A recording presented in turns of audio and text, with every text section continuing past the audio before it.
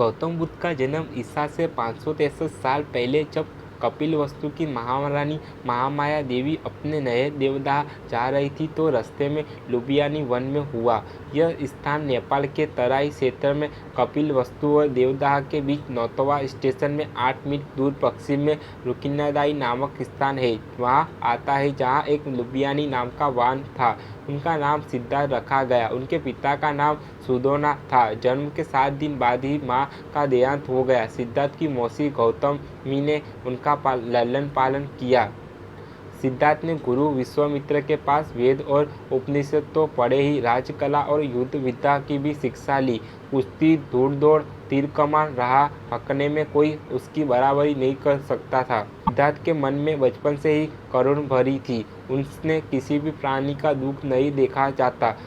यह बात इन उदाहरणों से स्पष्ट भी होती है। दौड़ में जब घोड़े दौड़ते हैं और उनके मुंह से जग निकलने लगता है, तब सिद्धार्थ उनके थक जानकर वही रोक देते और जीती हुई बाजी हार जाते थे। खेल में भी सिद्धार्थ को खुद हार जाना पसंद था, क्योंकि किसी को हारना और किसी का दुखी होना उसने नहीं देखा जाता था।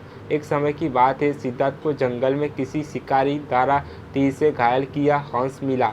उसने उसे उठाकर तीर निकाला, सहलाया और पानी पिलाया। उस समय सिद्धार्थ का चचेरा भाई देवदान वहां आया और कहने लगा कि यह शिकार मेरा है, मुझे दे दो। सिद्धार्थ ने हंस देने से मना कर दिया और कहा कि तुम तो इस हंस को मार रहे थे, मैंने इसे बचाया है। अब तुम ही बताओ कि इस पर मरने वाले का हक होना चाहिए या कि बचाने वाले का। देवदत्त ने सिद्धार्थ के पिता राज सुधोदत्त से इस बात की शिकायत की। सुधोदत्त ने सिद्धार्थ से कहा कि यह हंस तुम देवदत्त को क्यों नहीं देते, आखिर तीर तो उसी ने चलाया था।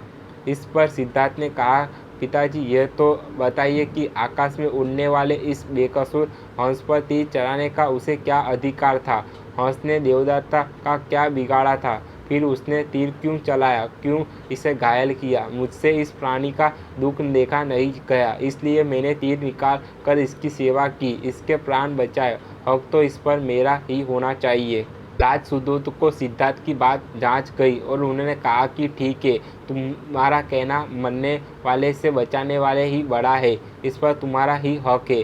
शक्य वंश में जन्मे सिद्धार्थ का 16 वर्ष की उम्र में दंडपाणी शक्या की कन्या यशोधरा के साथ हुआ।